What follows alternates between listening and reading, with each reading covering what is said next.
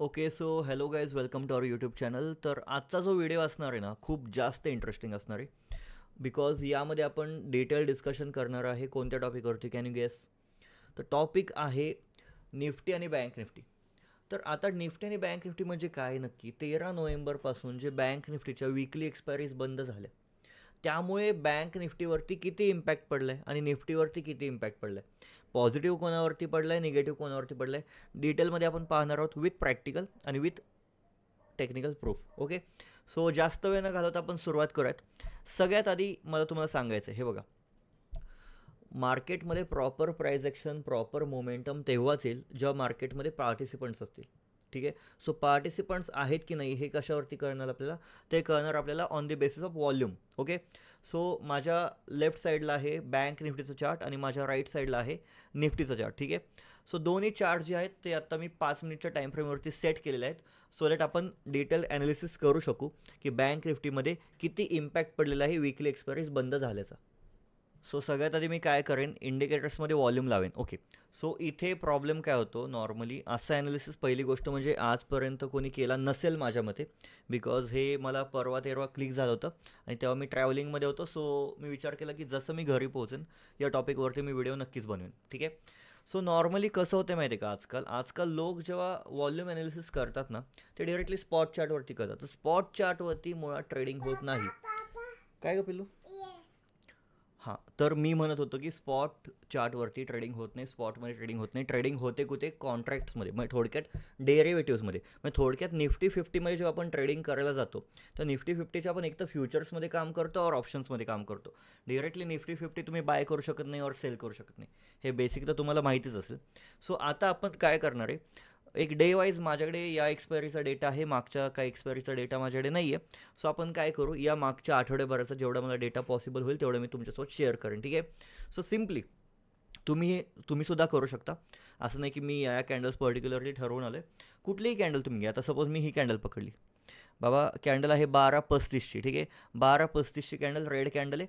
So आपण काय करूयात, सिम्पली रेड कॅन्डल असेल तर पुट ऑप्शनचा आपण वॉल्यूम पाहूयात आणि ग्रीन कॅन्डल असेल तर आपण कॉल ऑप्शनचा वॉल्यूम पाहूया. ठीक आहे, सो 12:35च्या कॅन्डलला जर निफ्टीचा चार्ट मी पाहिला तर 2400चा पुट ऑप्शन आहे.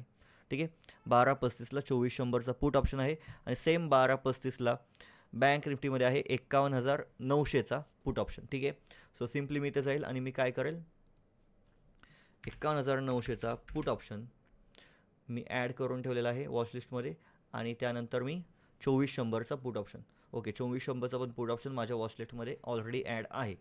सो आता मी काय करेल, सिम्पली 12:35ला मी पाहीन. इथे मी इंडिकेटर्समध्ये चाललो आहे आणि इथे मी वॉल्यूम इंडिकेटर लावलेला आहे. आता मी इथे इंडिकेटर लावला, तो कशामध्ये लावला, तर तो इंडिकेटर मी लावलेला आहे कॉन्ट्रॅक्ट्समध्ये, ना की स्पॉट चार्टवरती. ओके, कॉन्ट्रॅक्ट्समध्ये हा मी इंडिकेटर लावलेला आहे.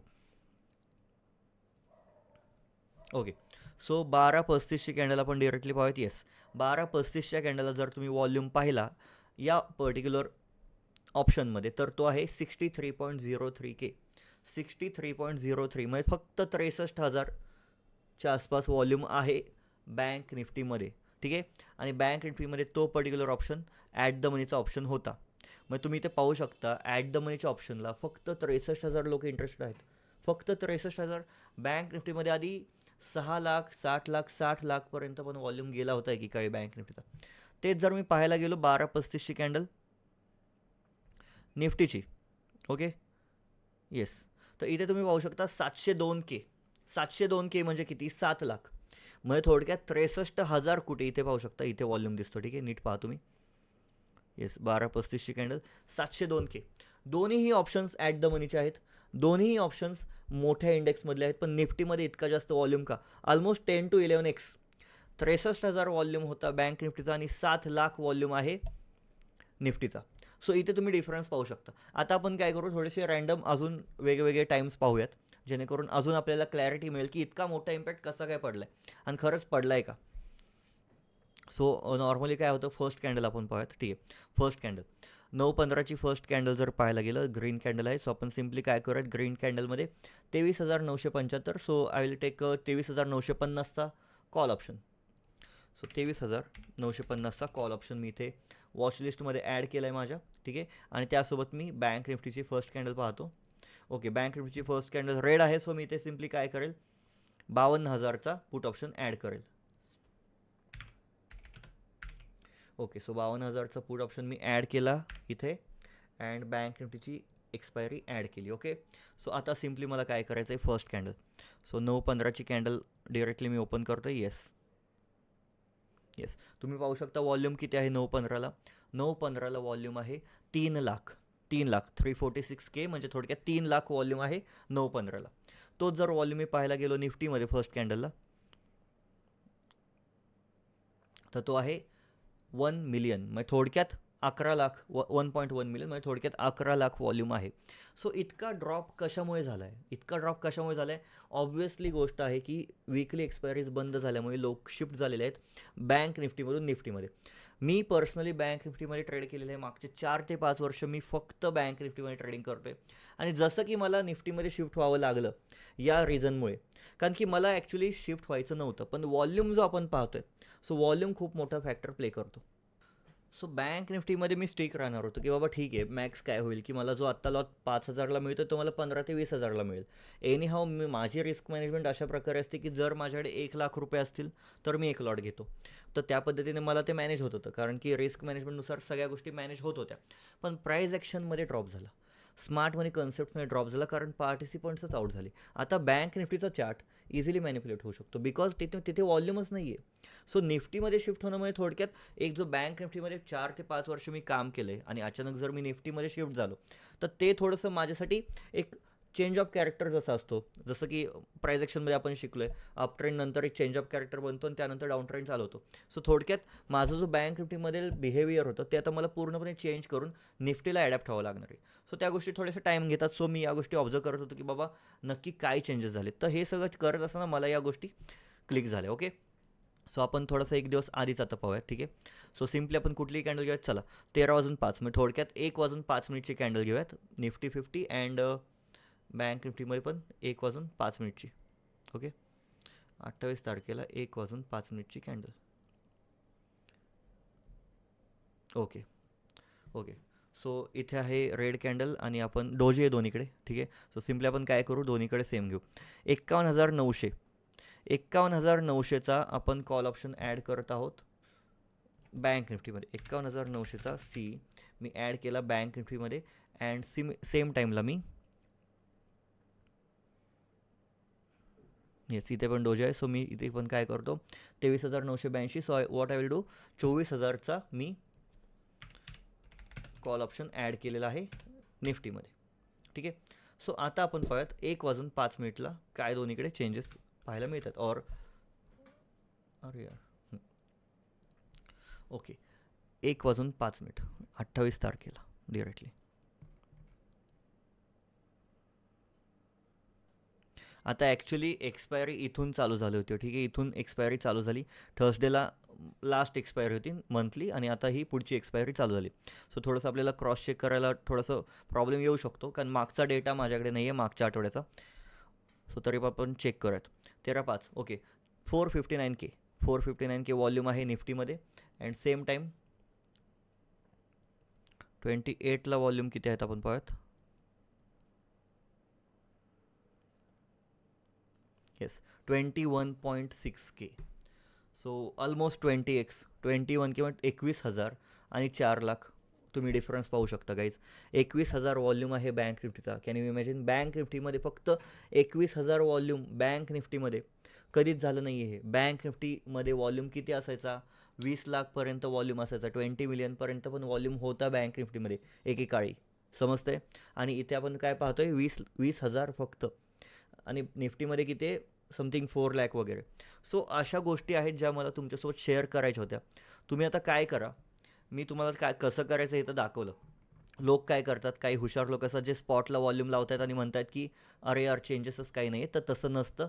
जे काही चेंजेस झालेले आहेत बँक निफ्टीच्या वॉल्यूममध्ये, थोडक्यात पार्टिसिपंट्समध्ये, ते झालेले आहेत कॉन्ट्रॅक्ट्समध्ये. सो तुम्हाला ऑप्शन्सचा चार्ट चेक केला पाहिजे ऑब्व्हियसली. जर आपण फ्युचर्सचा चार्ट पाहिला तर तिथे तुम्हाला सिमिलर दिसेल बिकॉज फ्युचर्समध्ये एक्सपायरी नसते. बट तुम्हाला जर प्रॉपर प्राईज ॲक्शनने काम करायचं असेल ऑप्शन्समध्ये, तर तुम्हाला या गोष्टी ऑब्झर्व करणं गरजेचं आहे. सो आता तुम्ही काय करा, पुढचा एक आठवडा या गोष्टी चेक करा. दिवसातून 2-3 वेळा या. त्या टाईमची कॅन्डल पहा, दोन्हीचे at the money strike price select करा निफ्टी आणि बँक निफ्टीचे, आणि सरळ जाऊन तुम्ही कॉन्ट्रॅक्ट्समध्ये वॉल्यूम चेक करा, त्या पर्टिक्युलर स्ट्राईक प्राईसचा वॉल्यूम चेक करा. याने काय होईल, तुम्हाला डिफरन्स जाणवेल की यार बँक निफ्टीमध्ये इतका वॉल्यूम ड्रॉप का झाला. थोडक्यात प्राईज वाढल्यामुळे स्ट्राईक प्राईस जी होती, जी कॉन्ट्रॅक्ट साईज जी होती, जी व्हॅल्यू होती, जे 3,000 4,000 5,000मध्ये मिळत होते, ते आता 15 ते 20,000 मध्ये मिळत आहेत ते पर्टिक्युलर लॉट्स. पण लॉट्स महाग झाले हा एकमेव इश्यू नाही आहे. इश्यू हा आहे की त्यासोबत प्राईज ॲक्शन, मग थोडक्यात पार्टिसिपंट्स कमी झाले, प्राईज ॲक्शन डल पडून गेली. सो याला कोणीच काही करू शकत नाही, ना मी काय करू शकतो ना तुम्ही काय करू शकता. सो इथे तुम्ही काय करू शकता, आता कन्क्लुजन राहतं की आता केलं काय पाहिजे. तर आता सिम्पली तुम्ही एकतर इक्विटीमध्ये काम करू शकता, बिकॉज तिथे प्राईज ॲक्शन चांगली आहे, नाहीतर तुम्ही निफ्टीमध्ये ऑप्शन्स ट्रेडिंग करू शकता विथ प्रॉपर रिस्क मॅनेजमेंट. दोन्हीपैकी एक ऑप्शन तुमच्याकडे राहतो. सो अशा बेसिसवरती तुम्हाला काम करावं लागेल. बँक निफ्टीला रेस्ट इन पीस म्हणायची वेळ ॲक्च्युली आली आहे. आपण मजाकमध्ये बँक निफ्टी जाणं, रेस्ट इन पीस वगैरे या गोष्टी सोशल मीडियावरती पाहिल्या, पण ॲक्च्युली ते झालं आहे का, तर झालं आहे. बँक निफ्टीसारखी हेवी इंडेक्समध्ये 20,000 एवढा वॉल्यूम म्हणजे खूप खूप खराब गोष्ट आहे बँक निफ्टीसाठी, आणि स्पेशली जे लोक फक्त बँक निफ्टी करायचे त्यांच्यासाठी. सो आता तुम्ही निफ्टीमध्ये काम करू शकता, that is not the issue. निफ्टीमध्ये चांगली प्राईज ॲक्शन तुम्हाला पाहायला मिळू शकते, पण निफ्टीचं बिहेवियर आणि बँक निफ्टीचं बिहेवियर दोन्हीमध्ये खूप चेंजेस आहेत, खूप सारा डिफरन्स आहे. सो त्याला ॲडॅप्ट व्हायला वेळ लागू शकतो, 1 महिना लागेल मॅक्स मला वाटतं. प्राईज ॲक्शन तर सेमच असते, पण बिहेवियर समजायला थोडासा वेळ लागतो. ओके, सो हा पॉईंट होता आजचा माझ्या व्हिडिओचा, आणि आय होप तुम्हाला ही व्हिडिओ नक्कीच आवडली असेल. या व्हिडिओमध्ये बऱ्याचशा गोष्टी होत्या ज्या कुठल्याही कोर्समध्ये वगैरे नाही शिकवल्या जात, त्या मी तुमच्यासोबत शेअर केल्या. आणि या शेअर करण्यामागचं रिझन हेच होतं की काही जण अजून पण बँक निफ्टीमध्ये स्टेबिलिटी येईल, वॉल्यूम वाढेल असं बोलतात, पण ते थोडंसं इम्पॉसिबल आहे. कारण की हे बघा, आपल्याकडे जास्त करून ऑप्शन्स ट्रेडिंग करणारी लोक जे आहेत ते थोडेसे कमी कॅपिटल घेऊनच येतात मार्केटमध्ये. किती आपण त्यांना बोललो की 1,00,000 घेऊन या, 50,000 घेऊन या, तरी ते लोक छोट्या कॅपिटलनेच काम करतात. सो छोट्या कॅपिटलने बँक निफ्टीमध्ये काम होऊ शकत नाही सध्या. सो तुमच्याकडे ऑप्शन राहतो की तुम्ही निफ्टीमध्ये काम करा. ओके, सो जास्त वेळ नाही घेणार तुमचा. आय होप तुम्हाला ही व्हिडिओ आवडली असेल. व्हिडिओ शूट होते संडेला रात्री 10:30 वाजता, आणि माईट बी पोस्ट होईल मंडेपर्यंत. ठीक आहे, मंडे दुपारपर्यंत ही व्हिडिओ पोस्ट होईल. इफ पॉसिबल संडेला रात्री पण व्हिडिओ पोस्ट होऊ शकते. सो जेव्हा पण व्हिडिओ पोस्ट होईल, जर तुम्ही व्हिडिओ शेवटपर्यंत बघत असाल तर तुमचा एक छोटासा लाईक, छोटीशी कमेंट, आणि तुम्ही जर तुमच्या मित्रांसोबत ही व्हिडिओ, हे एज्युकेशनल कंटेंट जो काय तुमच्यासोबत मी शेअर केला, तो तुम्ही शेअर करू शकला तर खूप खूप चांगलं होईल. आणि त्याहीपेक्षा महत्त्वाची गोष्ट म्हणजे इंस्टाग्रामला मला फॉलो करायला विसरू नका. माझं युजरनेम मी इथे मेन्शन केलेलं आहे. आणि आपली इंट्राडे ट्रेडिंग लाईव्ह मास्टर क्लासची बॅच जी मिड डिसेंबरमध्ये चालू होणार आहे, त्याचे रजिस्ट्रेशन्स पण ओपन आहेत, त्यालाही तुम्ही एनरोल होऊ शकता. ठीक आहे, so thank you so much, good night, and तुमचा सपोर्ट असाच राहू द्या. या चॅनलला महाराष्ट्रातील घराघरात पोहोचण्यास मदत करा. Thank you so much.